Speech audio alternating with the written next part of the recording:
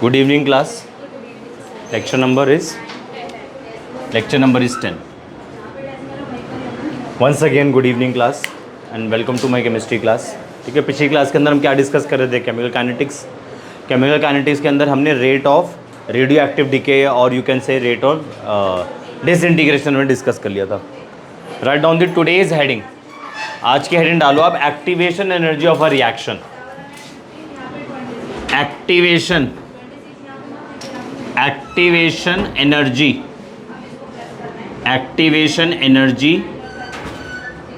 of a reaction.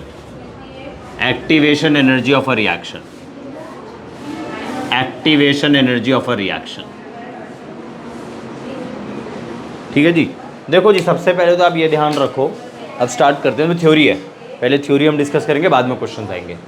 सबसे पहले आपने ध्यान रखना है, अगर दो रिएक्टेंट्स के बीच में आप रिएक्शंस करवाना चाहते हो ना, तो उन दोनों रिएक्टेंट के स्मॉलेस्ट पार्टिकल्स के बीच में कोलिजन होना ज़रूरी है. ठीक है, जब भी रिएक्शन होती है आयनिक रिएक्शंस के अंदर तो आयंस के बीच में रिएक्शंस होती है.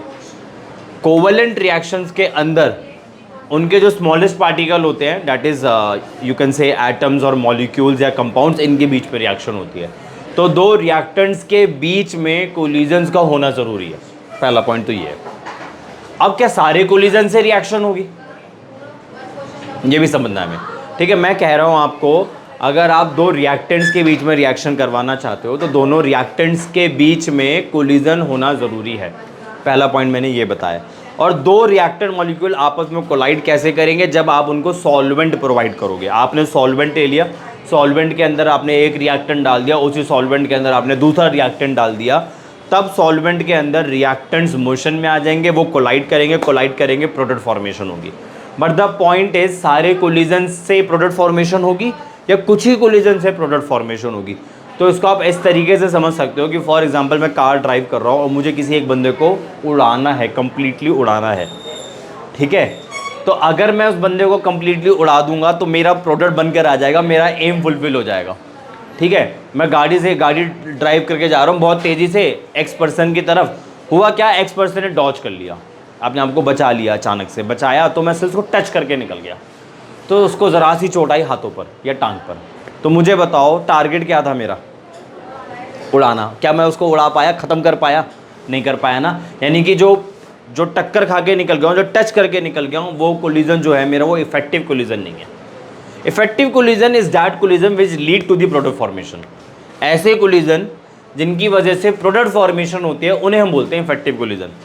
तो मुझे, मेरा टारगेट क्या था? बंदे को उड़ाई देना, बट बंदा उड़ा तो नहीं, हाँ चोट लग गई उसे, तो मेरा टारगेट फुलफिल नहीं हुआ, मेरा प्रोडक्ट निकल के नहीं आया, जो मेरा एम था वो फुलफिल नहीं हुआ, तो मेरा जो कोलिजन था वो इफेक्टिव भी नहीं हुआ.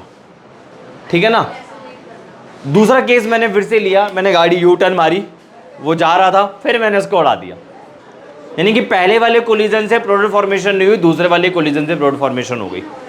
तो यहाँ से मैं कंक्लूड करूँगा कि जितने भी मेरे कोलिजन्स होते हैं ना, वो इफेक्टिव नहीं होते हैं. सारे के सारे कोलिजन्स इफेक्टिव नहीं होते हैं, वही कोलिजन इफेक्टिव होते हैं जिससे प्रोडक्ट फॉर्मेशन होती है. अब आप खुद सोचो, अगर सारे के सारे कोलिजन इफेक्टिव होते तो जो आपकी प्रोडक्ट की यील्ड होती है वो भी तो 100% आती. कभी यील्ड 100% आती है? कभी नहीं आती है. आप थ्योरेटिकली निकालोगे, लेट से 50 ग्राम आनी चाहिए. जब आप एक्सपेरिमेंटली उसकी यील्ड कैलकुलेट करोगे ना, मतलब एक्सपेरिमेंट परफॉर्म करके यील्ड कैलकुलेट करोगे ना, मान लो 10 ग्राम आ जाएगी, 20 ग्राम आ जाएगी, 23 ग्राम आ जाएगी. समझ में आ गया? तो यहाँ से मैंने एक पॉइंट आपको बताया कि all collisions are not effective, certain collisions are effective, and that effective collision will lead to the product formation. ऐसे कोलिजन्स जिनसे प्रोडक्ट फॉर्मेशन होती है उन्हें हम इफेक्टिव कोलिजन बोलते हैं.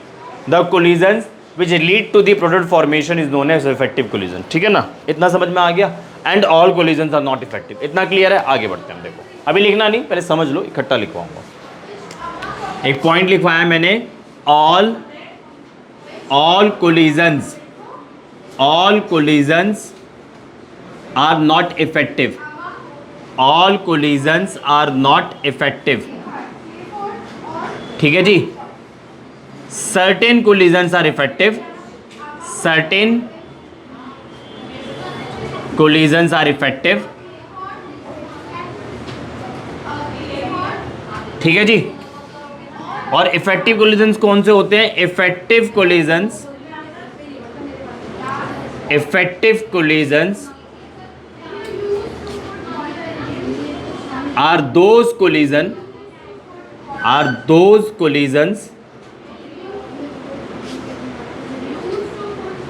which leads to the product formation, वही कोलिजन्स आपके इफेक्टिव कोलिजन्स होते हैं जिनसे आपके प्रोडक्ट बनते हैं। इतना समझ आया? अब सुनो, आप देखो, दो रिएक्टेंट मॉलिक्यूल्स के बीच में अगर कोलिजन हो रहा है ना, तो उसके पास कुछ ना कुछ एनर्जी होगी। ऐसा होता है इफेक्टिव कोलिजन के लिए। एक और पॉइंट मैं आपको बता रहा हूँ कि दो रिएक्टेंट्स मॉलिक्यूल्स के बीच में वही कोलिजन इफेक्टिव होंगे जिनके पास एक मिनिमम एनर्जी होगी। वो मिनिमम एनर्जी थ्रेशोल्ड एनर्जी कहलाती है। अगर दो रिएक्टेंट मॉलिक्यूल्स हैं, उनके बीच में आप कोलाइड करवाना चाह रहे हो, तो उन रिएक्टेंट के पास कम से कम एक एनर्जी होनी चाहिए जिसको हम बोलते हैं थ्रेशोल्ड एनर्जी। अगर रिएक्टेंट मॉलिक्यूल के पास वो थ्रेशोल्ड एनर्जी है तो कोलाइड कर जाएंगे, इफेक्टिव कोलिजन होगा, प्रोडक्ट फॉर्मेशन हो जाएगी। और भी फैक्टर्स होते हैं, वो फैक्टर्स अभी हम डील नहीं कर रहे हैं, इसी चैप्टर के थोड़े एंड में डील करेंगे। अभी मैं एनर्जी वाला फैक्टर डील कर रहा हूँ। एक ओरिएंटेशन वाला फैक्टर भी होता है। जब एनर्जी वाला फैक्टर फुलफिल कर जाता है, जब ओरिएंटेशन वाला फैक्टर फुलफिल कर जाता है, तो प्रोडक्ट बन जाता है। अभी मैं सिर्फ एनर्जी वाला फैक्टर बता रहा हूँ। तो मैं क्या बोल रहा हूँ, रिएक्टेंट मॉलिक्यूल के पास कम से कम एक एनर्जी होनी चाहिए जिसको बोलते हैं हम थ्रेशोल्ड एनर्जी। अगर वो थ्रेशोल्ड एनर्जी रिएक्टेंट मॉलिक्यूल के पास होगी तो कोलिजन इफेक्टिव होंगे और प्रोडक्ट फॉर्मेशन होगी। इतना समझ में आ गया? अब आपके सामने एक एनर्जी प्रोफाइल डायग्राम बनाता हूं मैं। एनर्जी प्रोफाइल डायग्राम, ध्यान से देखना, समझ आ जाएगा।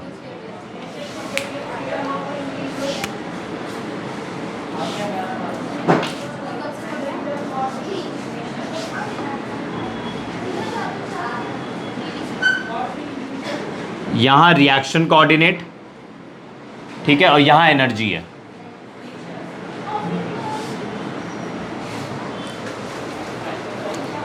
ठीक है, यहां रिएक्शन कोऑर्डिनेट, यहां एनर्जी है। प्लॉट बना दिया मैंने, देखो, ठीक है। ये रिएक्टेंट है, तो ये एनर्जी ऑफ रिएक्टेंट, ठीक है। ये आपका प्रोडक्ट हो गया, ये प्रोडक्ट हो गया। अगर आपने इसकी एनर्जी निकालनी है तो ये एनर्जी ऑफ प्रोडक्ट आ गया। इतना समझ आया? ठीक है। यहां से लेकर यहां तक जो एनर्जी होती है उसे हम बोलते हैं थ्रेशोल्ड एनर्जी,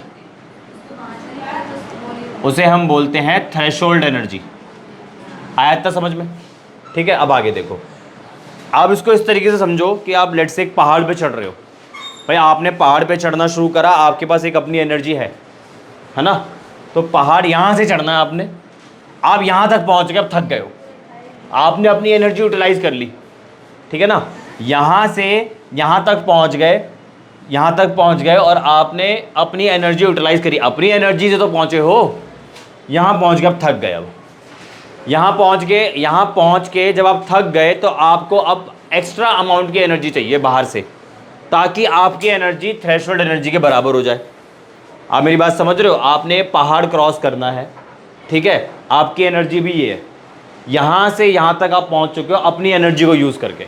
अब आप क्या करेंगे, यहाँ पे रुक के जोमेटो से बर्गर मंगवाएंगे, जोमेटो वाली सर्विस को यूज़ करेंगे, बर्गर किंग से बर्गर मंगवाएंगे, ठीक है जी।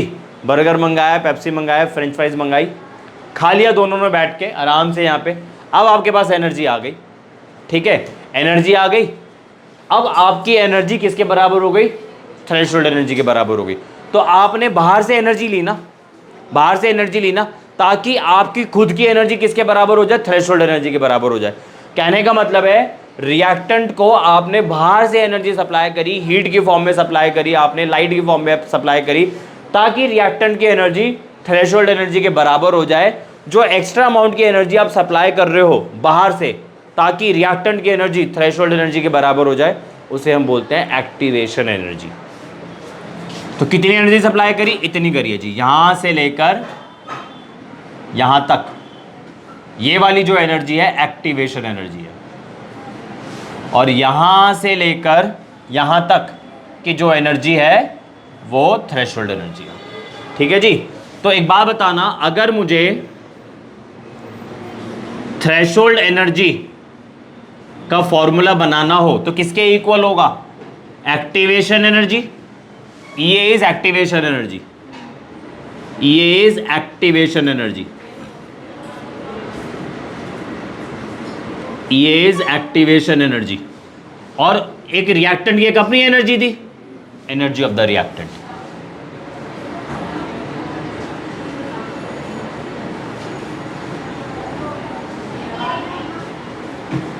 तो यहां से मैंने आपको क्या क्या बता दिया?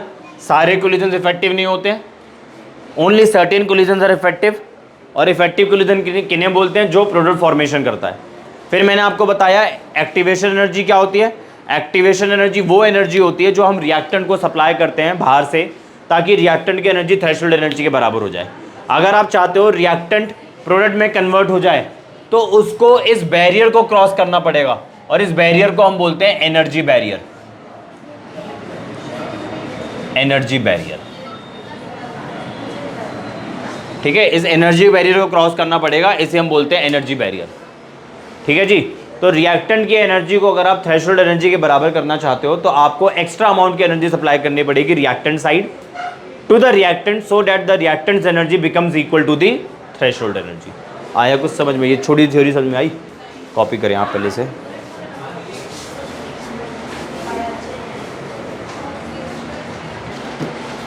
हाँ जी, तो ये क्लियर हो गया। अब थोड़ी सी थ्योरी लिख लो आप, लिखो उसमें सबसे पहले आप लिखो the minimum energy which the colliding molecules, the minimum energy which the colliding molecules must have, the minimum energy which the colliding molecule must have in order, the minimum energy which the colliding molecule must have in order that the collision between them, that the collision between them that the collision between them may be effective, that the collision between them may be effective is called threshold energy, may be effective is called threshold energy। ठीक है, ये मैंने आपको बता भी दिया था, लिखवा भी दिया। आगे लिखो the minimum extra amount of energy, the minimum extra amount of energy, the minimum extra amount of energy absorbed by the reactant molecules, the minimum extra amount of energy, the minimum extra amount of energy absorbed by the reactant molecules, so that reactant molecules, so that their energy becomes equal to,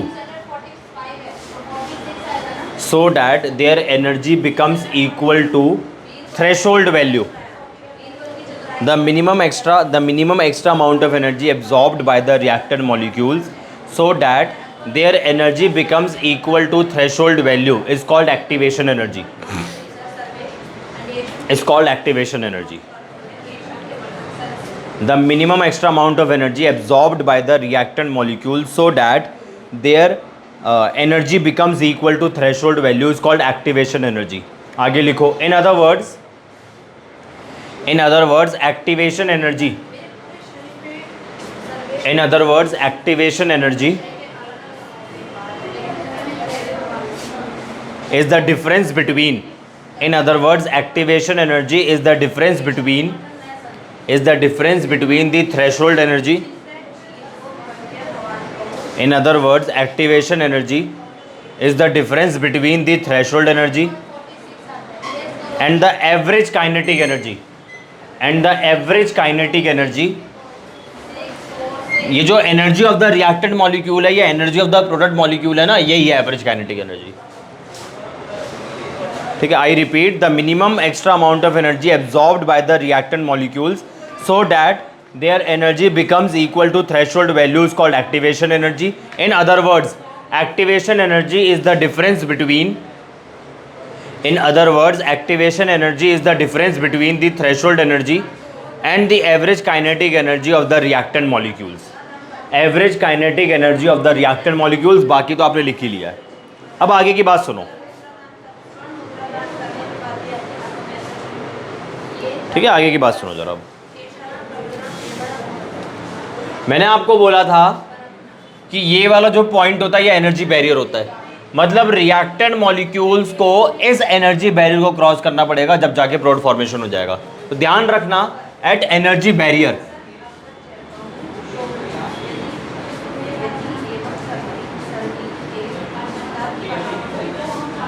at energy barrier there is a formation of activated complex. There is a formation of activated complex. ठीक है ना। Activated complex के अंदर क्या होता है, सारे reactant आपस में कंबाइन कर जाते हैं। ठीक है, जैसे आपके सामने अगर एग्जांपल रखूं मैं, H2 के बीच में, सॉरी H2 और I2 के बीच में रिएक्शन हो रही है और आपको मिल रहा है 2HI, तो होगा क्या, ये रहा आपका HH, ये रहा आपका II।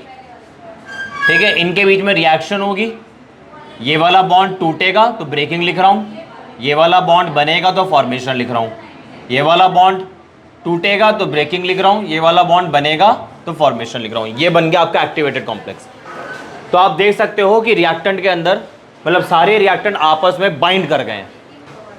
एक्टिवेटेड कॉम्प्लेक्स आपका अनस्टेबल होता है, कोई चीज़ अनस्टेबल होती है तो उसकी लाइफ कम हो जाती है, लाइफ टाइम उसकी कम होती है। अनस्टेबल होगा, डिसोशिएट करके आपको प्रोडक्ट देगा, प्रोडक्ट आपका आ गया ये। तो ये जो मैंने बनाया ना आपके सामने, ये आपका एक्टिवेटेड कॉम्प्लेक्स है। ठीक है जी, तो कितनी सारी बातें बता दी मैंने। एनर्जी बैरियर पे एक्टिवेटेड कॉम्प्लेक्स की फॉर्मेशन होती है, रिएक्टेंट को एनर्जी बैरियर से क्रॉस करना ज़रूरी होता है। ठीक है, रिएक्टेंट के पास थ्रेशोल्ड एनर्जी होनी चाहिए ताकि रिएक्टेंट रिएक्ट करके क्या बना दे, प्रोडक्ट बना दे।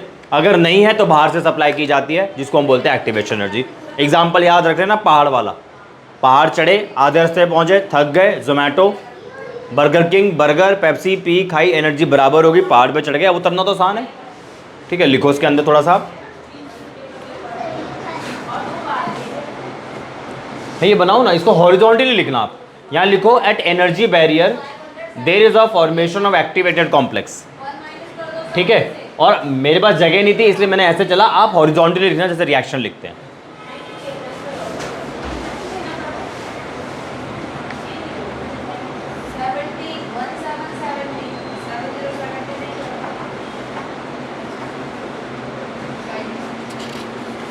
ठीक है ना, at activated complex there is a formation of activated complex. ठीक है ना, in activated complex all reactant molecules combined together.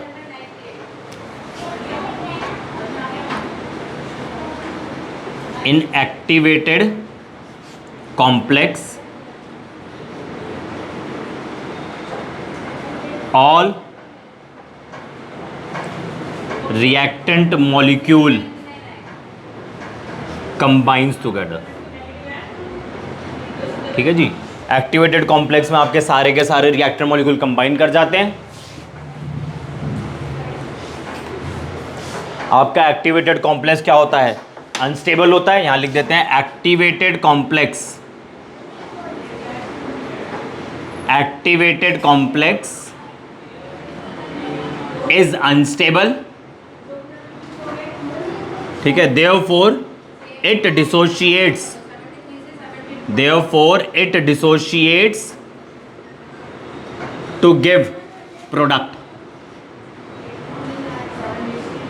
and it is accompanied by release of energy, release of energy। ठीक है जी, लाइफ टाइम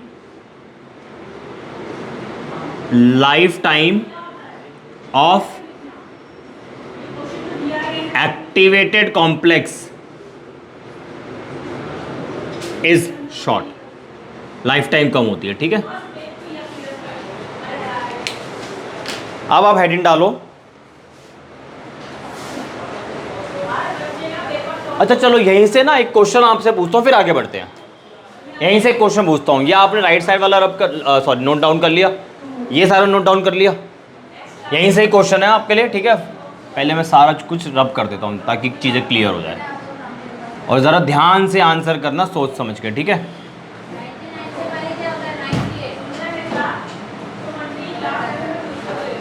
ठीक है, बाकी कोई ज़रूरत नहीं, इसको हटाओ। एनर्जी बैरियर तो है। अब देखो ज़रा, ये जो प्लॉट आपके सामने बना हुआ है ना, ये एक्सोथर्मिक प्लॉट है। इतना समझ आया था? क्योंकि रिएक्टेंट की एनर्जी क्या है, ज़्यादा, प्रोडक्ट की एनर्जी है कम। रिएक्टेंट से अगर आप प्रोडक्ट की तरफ जा रहे हो तो एनर्जी रिलीज हो रही है, एक्सोथर्मिक रिएक्शन हो गई। रिएक्शन फॉरवर्ड डायरेक्शन में जा रही थी, तो हमने सारा कुछ स्टडी करा। लाइक एक्टिवेशन एनर्जी स्टडी करा आपने, लाइक थ्रेशोल्ड एनर्जी आपने स्टडी करा, लाइक आपने रिएक्टेंट की एनर्जी को स्टडी करा। अब मैं आपसे बोल रहा हूँ इसी प्लॉट पे, इसी एक्सोथर्मिक प्लॉट पे बैकवर्ड की चीज़ें निकालनी है। बैकवर्ड डायरेक्शन में थ्रेशोल्ड एनर्जी निकालनी है, एक्टिवेशन एनर्जी निकालनी है, ये है क्वेश्चन। तो देखो, सबसे पहले थ्रेशोल्ड एनर्जी में तो कोई चेंज नहीं आने वाला, वो तो सेम ही रहेगी। ये हो गई आपकी थ्रेशोल्ड एनर्जी, इसमें कोई चेंज नहीं आएगा। और लिख लेना कहीं heading, backward reaction, for backward reaction. पिछला वाला जो आपने केसेस करे हैं वो फॉरवर्ड के लिए, पिछले वाले जो केसेस करे हैं वो फॉरवर्ड के लिए, अब ये बैकवर्ड के लिए। तो नीचे लिख रहा हूं फॉर, जी बोलिए क्या हो गया, फॉर बैकवर्ड रिएक्शन।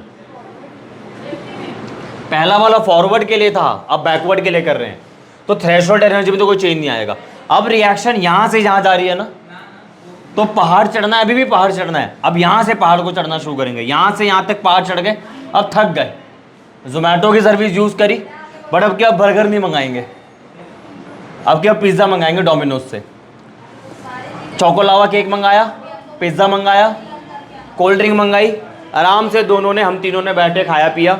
अब एनर्जी आ गई, अब मेरी एनर्जी थ्रेशोल्ड एनर्जी के बराबर हो चुकी है। तो अब की बार जो एक्टिवेशन एनर्जी है वो क्या होगी, ये। तो मैं इसको कर रहा हूं ई प्राइम, क्योंकि पिछला वाला ई था ना, कुछ तो अलग दिखाओगे। थ्रेशोल्ड एनर्जी में कोई चेंज नहीं आएगा। इतना समझ में आ गया?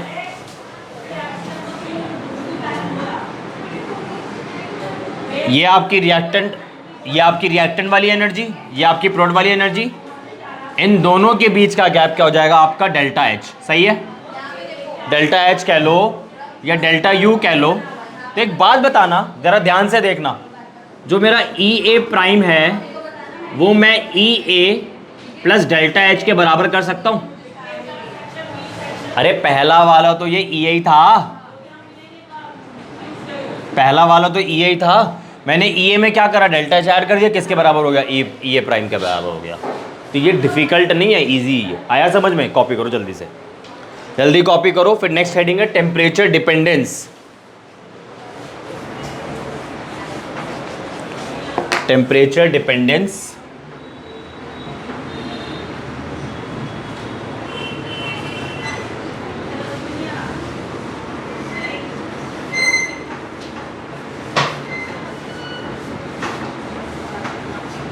temperature dependence of the rate of reaction,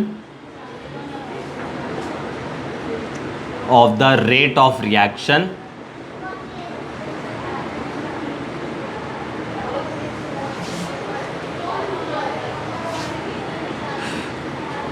effect of temperature,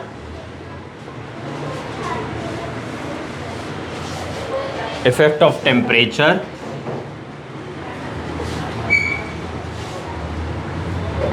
effect of temperature on rate constant, effect of temperature on rate constant।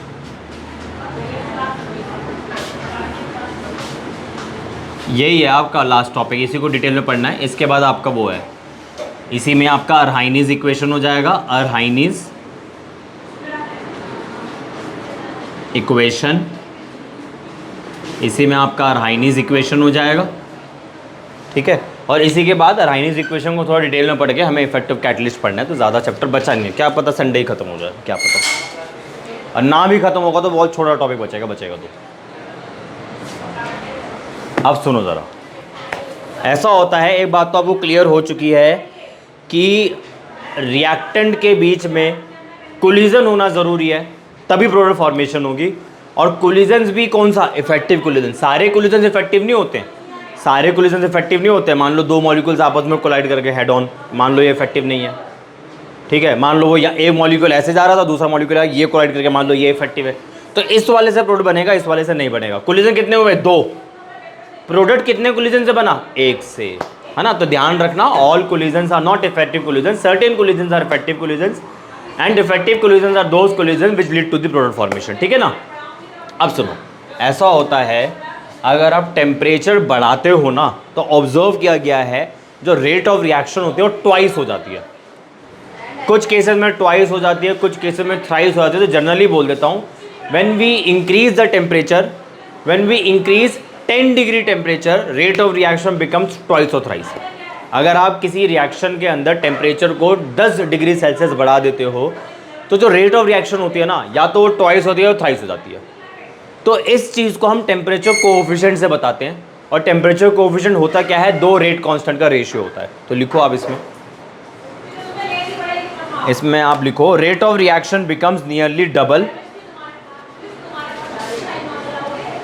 Rate of reaction, the rate of reaction becomes nearly double और even more, और even more, rate of reaction becomes nearly double or even more for every 10 degree rise in temperature.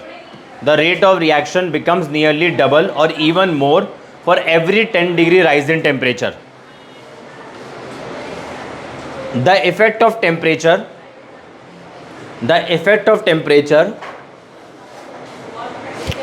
is usually expressed in, the effect of temperature is usually expressed in, the effect of temperature is usually expressed in terms of temperature coefficient, ठीक है ना। Effect of temperature को आप temperature coefficient से express करोगे और temperature coefficient को ईटा से डिनोट किया जाता है, which is equal to the ratio of the two rate constant. तो मान लो अगर आपने नीचे वाला रेट कांस्टेंट T टेम्परेचर पे लिया है, केल्विन टेम्परेचर पे लिया है, तो ऊपर वाला रेट कांस्टेंट हो जाएगा T+10। ध्यान रखना, नीचे 25 मान लो, लेट्स से नीचे K25 लिया, मतलब rate constant eight 25 degree Celsius, तो ऊपर वाला ऑटोमेटिकली 35 हो जाएगा। नीचे 30 ले लो तो ऊपर वाला 40 हो जाएगा। क्लियर है ये बात। टेम्परेचर चाहे डिग्री सेल्सियस में ले लो चाहे केल्विन में ले लो, ठीक है जी। ये आपका टेम्परेचर कोएफिशिएंट है, ये आपका टेम्परेचर कोएफिशिएंट है। अब हमें रीजन जानना है, टेम्परेचर कोएफिशिएंट है, रीजन जान लो। लिखवाने वाला काम नेक्स्ट क्लास में देख लेंगे। और नेक्स्ट क्लास के अंदर में पढ़ना क्या, अरहाइनीज इक्वेशन पढ़ना है, ठीक है। अरहाइनीज इक्वेशन, इफेक्ट ऑफ कैटलिस्ट, आपका चैप्टर बचा नहीं है, शायद संडे ही खत्म हो जाए। क्वेश्चन डिस्कस कर लेंगे इसके बाद। अब जरा प्लॉट बनाते हैं हम, Maxwell distribution law, sorry Maxwell distribution curve law कह रहा हूँ, Maxwell distribution curve, Maxwell distribution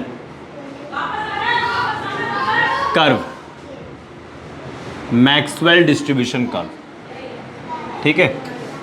ध्यान से देखना, ठीक है। यहां पे आप रख रहे हो फ्रैक्शन ऑफ मॉलिक्यूल, तो fraction of molecule is n/n0। अगर n0 आपके टोटल मॉलिक्यूल्स है तो n/n0 क्या हो जाएगा, फ्रैक्शन ऑफ मॉलिक्यूल्स हो जाएंगे। नीचे है आपकी एनर्जी, नीचे है आपकी एनर्जी, ठीक है जी। अभी आपका प्लॉट है ये, अभी आपका प्लॉट ये है। अब ये थोड़ा ध्यान से समझना है, ठीक है। थोड़ा ट्रिकी सा है ये, बट डिफिकल्ट भी नहीं है, ठीक है जी। आपने क्या करा है, fraction of molecule versus energy का एक प्लॉट ड्रॉ कर लिया। तो जरा इधर से इधर जरा ध्यान से देखना, जरा इसको देखो आप। इस एनर्जी पे आपके जो नंबर ऑफ मॉलिक्यूल्स है काफ़ी ज़्यादा है, यानी कि maximum number of molecules possessing this amount of energy, है ना। इतना क्लियर है। अब आपने क्या करना है, एक चीज़ और, ये है आपकी थ्रेशोल्ड एनर्जी। यहाँ से लेकर यहाँ तक जो भी एनर्जी आपकी थ्रेशोल्ड एनर्जी है, T लिख दिया मैंने थ्रेशोल्ड एनर्जी के लिए। इसके बाद के जितने मॉलिक्यूल होंगे सारे इफेक्टिव कोलिजन शो करेंगे। मान लो ये वाले जो आपके मॉलिक्यूल्स हैं, इस रीजन में जो आपके मॉलिक्यूल्स आएंगे, इस रीजन में जो आपके मॉलिक्यूल्स आएंगे वो आपके इफेक्टिव कोलिजन शो कर रहे हैं और उनकी वजह से प्रोडक्ट फॉर्मेशन हो रहा है, ठीक है ना। एक चीज़ और समझो ज़रा इससे पहले, क्योंकि मुझे कुछ नंबर्स ज़रूर लेने पड़ेंगे, नंबर्स के बिना समझ नहीं आएगा। सिर्फ ये एग्जाम्पल है आपको चीज़ें समझाने के लिए। मान लो आपके पास टोटल मॉलिक्यूल 100 है, मान लो आपके पास टोटल मॉलिक्यूल्स कितने हैं, 100 है। आप ये देखो ज़्यादा से ज़्यादा मॉलिक्यूल के पास बीच की एनर्जी है, मतलब ये वाली एनर्जी हाई, ये वाली एनर्जी कम, ना तो ये थ्रेशोल्ड एनर्जी है ना। एक्टिवेशन एनर्जी मैंने मेंशन ही नहीं करी यहाँ पे।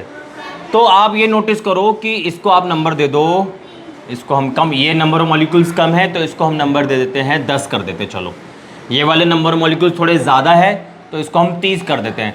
रेस्ट वाले और ज़्यादा है, ये देखो और ज़्यादा है। कैसे पता लग रहा है नंबर मॉलिक्यूल ज़्यादा है? इधर देखो ना, आप इधर देखो, यहाँ से निकाल रहा हूँ मैं नंबर मॉलिक्यूल्स, ठीक है ना। तो बीच वाला नंबर क्या बचा, 10 + 30, बीच वाला नंबर बचा 60। तो आप देखो 60 मॉलिक्यूल्स ऐसे हैं जिनके पास ये वाली एनर्जी है, ठीक है जी। अब आपने क्या करना है, टेम्परेचर बढ़ा देना। आप 10 डिग्री सेल्सियस टेम्परेचर बढ़ाओ। टेम्परेचर अब बढ़ाओगे तो देखना प्लॉट कैसे शिफ्ट होगा। पीक नीचे आ गई और यहां बढ़ गया आपका एरिया। ये आपने अब समझना है। जब आपने टेम्परेचर बढ़ाया तो यहां से जो मॉलिक्यूल्स है ना, उनमें से कुछ मॉलिक्यूल्स, ध्यान सुनना, ये वाले जो मॉलिक्यूल्स है ना, इनमें से कुछ मॉलिक्यूल्स ने एनर्जी गेन कर ली तो उनकी एनर्जी बढ़ गई। तो 60 में से जब कुछ मॉलिक्यूल्स निकल जाएंगे तो कमी हो जाएंगे ना, बात जो रिजल्टेंट होगा नंबर ऑफ मॉलिक्यूल्स वहाँ पे कम हो जाएंगे। देखो नंबर ऑफ मॉलिक्यूल्स कम हो गए, पीक नीचे शिफ्ट हो गया। और जब कुछ मान लो 20 मॉलिक्यूल ने एनर्जी एब्जॉर्ब कर ली, तो वो कितनी एब्जॉर्ब कर ली, थ्रेशोल्ड एनर्जी को भी क्रॉस कर दिया, तो वो यहाँ ट्रांसफर हो जाएंगे। 50 हो गया तो देखो ये पीक ऊपर उठ गया, ठीक है। अब एरिया निकालो। अगर आप अब एरिया देखोगे तो पहले के कंपैरेटिवली एरिया डबल हो गया है। ये वो एरिया है जहाँ पे मॉलिक्यूल्स के पास थ्रेशोल्ड एनर्जी से ज़्यादा की एनर्जी है। तो आप खुद सोचो, जब टेम्परेचर राइज करने से number of molecules increasing, those molecules increasing which have energy greater than threshold energy. Temperature बढ़ाने से मॉलिक्यूल्स की एनर्जी बढ़ रही है, और कितनी बढ़ रही है, थ्रेशोल्ड एनर्जी को भी क्रॉस कर रहे हैं। तो जब उनका नंबर बढ़ रहा है तो इफेक्टिव कोलिजन से इंक्रीज हो जाएगा। इफेक्टिव कोलिजन इंक्रीज हो जाएगा तो रेट ऑफ रिएक्शन बढ़ जाएगी, ठीक है ना। एरिया आपका डबल हो गया। तो इसमें लिखवाऊंगा नेक्स्ट क्लास के अंदर, सिर्फ ड्रॉ कर लो। ये आपका मैक्सवेल डिस्ट्रीब्यूशन कर्व है, ठीक है। और ये जो maximum number of molecule having this amount of energy is known as most probable kinetic energy.